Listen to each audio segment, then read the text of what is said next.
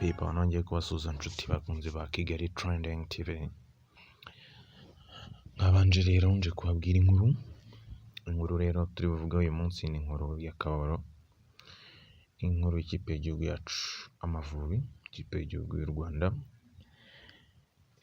ikaba yaraye isezerewe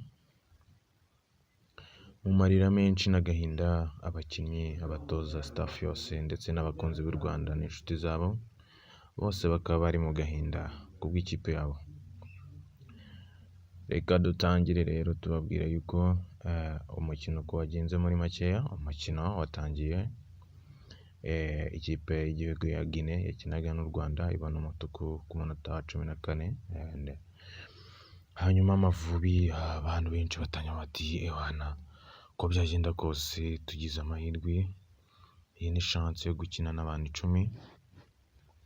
Umukino ukomeza kugenda imbere ariko bikomeza kwanga, so nyuma natwe baza kuduha ikarita y'umutuku ku muzamu Kizza Olivier. Nyuma yaho bahita badutera n'igitego kivamo intsinzi ya Guinea, binatuviramo gusezererwa. Ubwo rero muri rusange abatoza abafite ibyo batangaje, niyo mpamvu ngiye kubashyiriramo imwe muri interview umutoza w'igihugu Mashami Vincent yashyizeho, avuga uko byagenze ndetse anavuga uburyo ki Kwizera bamuhaye ikarita itariya. Mbere na mbere mu by'ukuri ntabwo twishimye, kandi nabo turabizi ko batishimye. Bari bamaze kujya muri mood y'ibyishimo, bari bamaze kutwereka ko turi kumwe, ntabwo bigeze bacika intege. Kugira ngo n'abakinnyi iyo message bari bayizi neza kuko amakuru yose bayabonaga. Yabo twabashimira mu by'ukuri uburyo bakomeje kudutera inkunga, uburyo bakomeje kutuba hafi, ibitekerezo. Ngira ngo amavideo amwe mwagiye mubona ukuntu bari bishimye igihe twikarifiye. Ngira ngo rero twifuza ko dukomeza kubaha ibyishimo, ariko kenshi ntabwo ibyo utegura kenshi siko bigenda byose uko ubyifuza. Bose rero twabashimira, umunyarwanda wese aho ari ku isi turabizi ko bari benshi bakurikiranye uyu mukino, biteguye no kuza hano bamwe na bamwe kudushyigikira. Ngira ngo mu by'ukuri twabashimira kuba baratubaye hafi, kandi nanone tubihanganisha ko akazi tudashoboye kugakomeza. Ntabwo twashoboye kuba twabyaza amahirwe y'uko twakinaga ekipe ituzuye, ariko nanone ntabwo wakwirengagiza ko ekipe nziza iri imbere yacu. Ariko navuga ko nanone twameritaga byinshi kurusha ibyo ibonye. Ngira ngo rero ntabwo twishimye.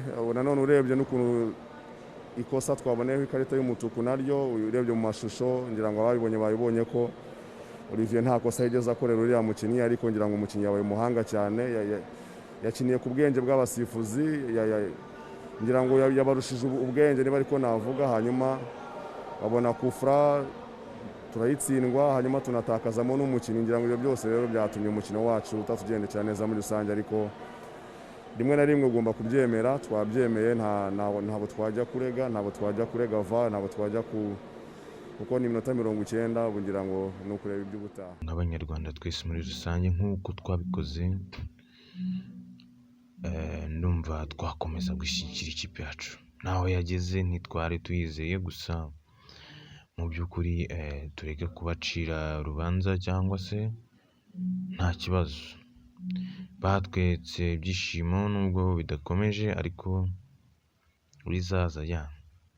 Abantu iyo bafatanyije hamwe basenyera umugozi umwe birakunda, no problem. So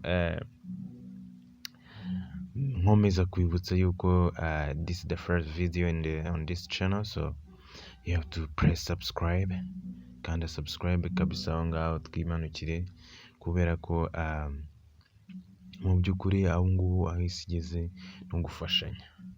Ushaka kumfasha nawe ejo niki tugafashanya, ugakanda ukazogera, ugahita wimanukira ukajya wiyumvira amakuru meze neza cyane, icyo bita what's trending in Kigali, the trending news. Ugahita wikandira aho ngaho tugahita twizamukira, nta kibazo na kimwe gihari kabisa. Nkomeza kwibutsa yuko rero mugomba kwirinda covid, mwubahirize amabwiriza. Ciao ciao.